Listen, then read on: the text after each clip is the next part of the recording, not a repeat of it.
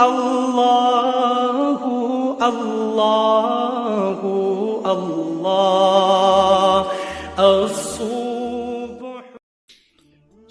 غزوہ بدر جو ہے یہ اسلام کی تاریخ کا ایک ایسا باب ہے، ایسا سنہرا باب ہے، ایسا ڈیسائیڈر ہے کہ جس کے بارے میں صرف مسلمان ہی فخر نہیں کرتے، آج بھی ساری دنیا کے جو غیر مسلم ہیں نا ان کو بھی پتا ہے کہ بدر کے میدان میں ہوا کیا تھا۔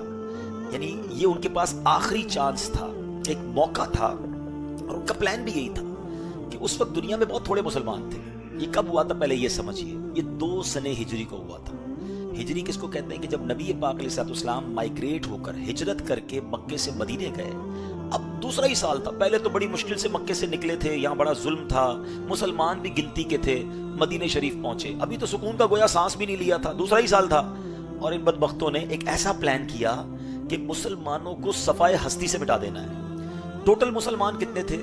313، صرف 313۔ اب آپ اس کو تھوڑا سا اور ازیوم کر لیں کہ 313 بدر کے میدان میں تھے تو اتنے ہی عورتیں یا بچے مکے میں ہوں گے، مدینہ شریف میں ہوں گے، تو ٹوٹل ملا کر 700-800 لوگ دنیا میں کلمہ پڑھنے والے تھے۔ اس کو سمجھیے گا۔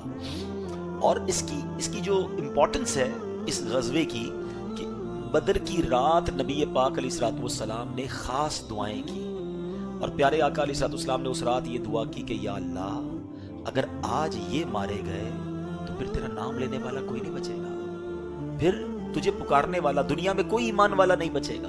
اس طرح نبی پاک نے دعا کی تھی، اور پھر اس دعائے مصطفیٰ کا ثمرہ یہ ملا کہ پھر فرشتوں کی فوج کے ذریعے مدد کی گئی۔ پہلے 1000، پھر 3000، پھر 5000 فرشتوں کے ذریعے اس میں مدد کی گئی۔ اور پھر 313 کے مقابلے میں اچھا کمپیریزن کیا تھا؟ ادھر 313 ہیں، ادھر تقریباً 950 اور ایک روایت کے مطابق 1000 تھے، جو غیر مسلمین تھے وہ 1000۔ مسلمانوں کے پاس 1 گھوڑا یا 2 گھوڑے تھے، 70 یا 80 اونٹ تھے، شکستہ کمانیں تھی، ٹوٹے پوٹے نیزے اور پرانی تلواریں تھی۔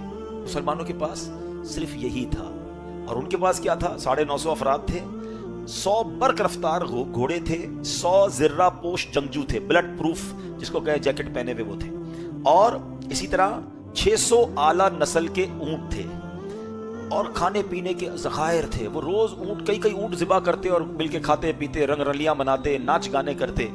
تو یہ کمپیریزن تھا، مگر ساتھ ایمان تھا، ساتھ جذبہ تھا۔ وہ شاعر کہتے نا تھے ان کے پاس 2 گھوڑے، 6 زرہیں، 8 شمشیریں، بدلنے آئے تھے یہ لوگ دنیا بھر کی تقدیریں۔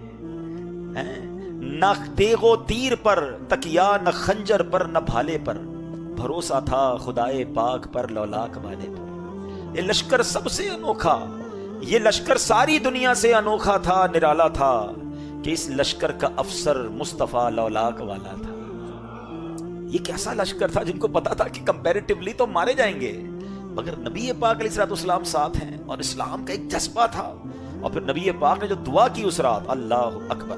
اسی لیے کہتے ہیں نا کہ بدری صحابہ کی جو ویلیو ہے نا صحابہ کرام میں، وہ سب سے نرالی ویلیو ہے، ون آف دا موسٹ، جو ٹاپ لیول کے صحابہ کرام آتے ہیں نا، یعنی 4 خلفائے راشدین ہیں، پھر عشرہ مبشرہ ہیں، اور ان کے بعد بدر کے صحابہ کی جو ہے نا بڑی ویلیو ہے۔ بلکہ بعد میں بھی جو بدر کے صحابہ تھے نا بدری صحابی کہلاتے تھے۔ جب صحابہ کرام آپس میں بیٹھتے نبی پاک کے دنیا سے پردہ فرمانے کے بعد بھی، تو صحابہ کرام دیکھتے کوئی بدری صحابی موجود ہے تو اس کا مشورہ لیتے تھے، ان کو عزت دیا کرتے تھے، کیونکہ یہ اس وقت موجود تھے اور ان سے رب نے مغفرت کا وعدہ فرمایا ہے۔ ویسے تو ہر صحابی نبی جنتی ہے، مگر بدری صحابہ سے بدر کے میدان میں جنہوں نے اپنے آپ کو پیش کیا، خاص طور پہ مغفرت کا وعدہ، ان کے تمام گناہوں کو معاف کرنے کا، ان کی خطاؤں سے درگزر کرنے کا وعدہ فرمایا۔ تو ایسے یہ صحابہ کرام ہیں۔ بہرحال میرے پیارے اسلامی بھائیوں، اب ہوا کیا، تھوڑا سا اس کی ڈیٹیل سمجھتے ہیں اور ایمان تازہ ہوگا۔ 313 صحابہ کرام جب بدر کی مقام پر پہنچے نا، تو مسلمانوں سے پہلے کفار نے اپنا یوں سمجھیے کہ ڈیرا ڈال لیا تھا۔ مسلمانوں نے اپنا سارا سسٹم جو ہے وہاں، غیر مسلموں نے اپنا ڈیرا پہلے ہی جما لیا تھا۔ تو وہ جو جگہ تھی انہوں نے پانی دیکھ کر، نارمل زمین دیکھ کر اپنے خیمے گاڑ دیے۔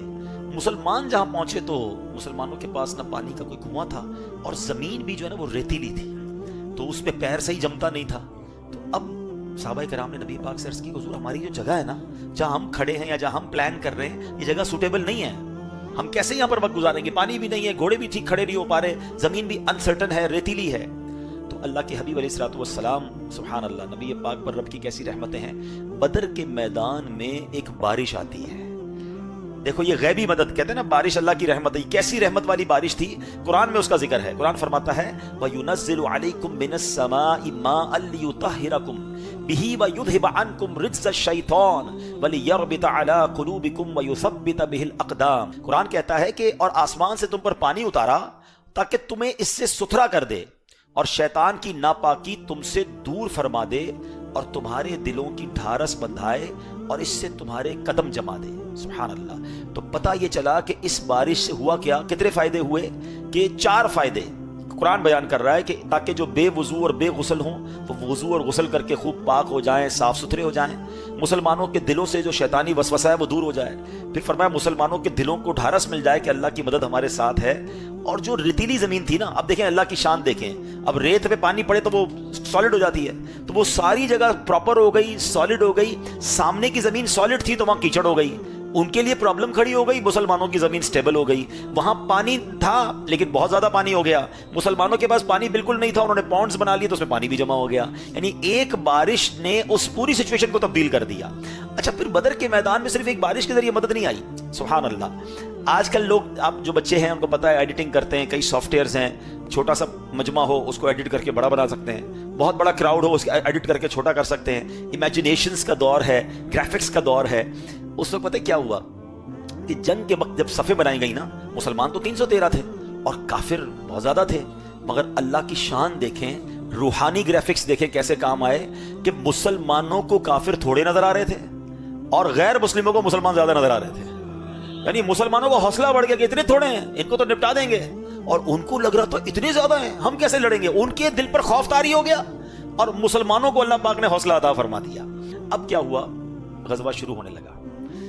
تو وہاں جو ہے وہ اور عجیب عجیب داستانیں. حضرت سعد بن ابی وقاص رضی اللہ تعالیٰ کے چھوٹے بھائی سیدنا عمیر بن ابی وقاص رضی اللہ تعالیٰ ابھی 9 عمری تھے، چھوٹے ہی تھے.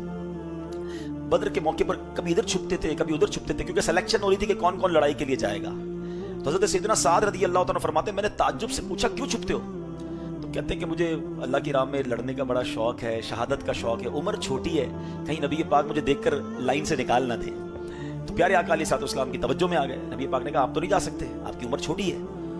تو وہ رونے لگے کہ نہیں، میں نے جانا ہے اور میں نے شہید ہونا ہے. اللہ اکبر. نبی پاک علیہ السلام نے جب ان کا رونا دیکھا تو ان کو اپنے غزوے میں شامل فرما لیا. یہ وہ لوگ تھے جو جان دینے کے لیے روتے تھے. آج گناہ کرنے کے لیے ماں باپ کے آگے بچے رو رہے ہوتے ہیں، میں نے ادھر جانا ہے، میں نے ادھر جانا ہے. یہ کیسی تربیت تھی، یہ کیسے لوگ تھے. اور پھر یہ شریک بھی ہوئے اور اللہ کی راہ میں شہید بھی ہو گئے. اچھا، 2 اور بچے تھے، انہوں نے تو کمال کر دیا نا. نبی پاک علیہ السلام کا جو سب سے بڑا دشمن ہے نا، ابو جہل ہے. اس امت کا فرعون کہا گیا اسے. پیارے آقا علیہ السلام کا سب سے بڑا وہ دشمن تھا. اب 2 بچے جو تھے، حضرت عبد الرحمن بن عوف کہتے ہیں جب لائنیں لگی ہوئی تھیں تو 2 بچے میرے پاس آئے کہ حضرت یہ بتائیں ابو جہل کہاں ہے؟ تمہیں کیا کام ہے ابو جہل سے؟ چھوٹے بچے. وہ بچوں نے جو کہا نا، وہ شاعر نے اپنے الفاظ میں بیان کیا. کہتے ہیں قسم کھائی ہے مر جائیں گے یا ماریں گے ناری کو. قسم کھائی ہے مر جائیں گے یا ماریں گے ناری کو.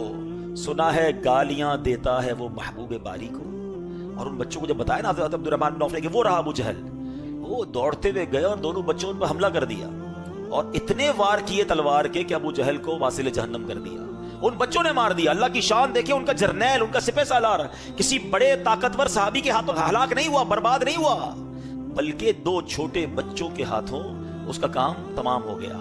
اور اب جب یہ غزوہ شروع ہوا نا تو مسلمان حیران تھے کہ ہم تو ابھی چابک اٹھاتے ہیں، ہم تلوار اٹھاتے ہیں، اس سے پہلے ہی کافر کا سر اڑ جاتا ہے. تو نبی پاک کے پاس آئے کہ حضور سمجھ نہیں آ رہی ہو کیا رہا ہے، ہم تو کسی کی طرف جاتے ہیں اس سے پہلے وہ گر جاتا ہے، اس سے پہلے اس کا سر اڑ جاتا ہے.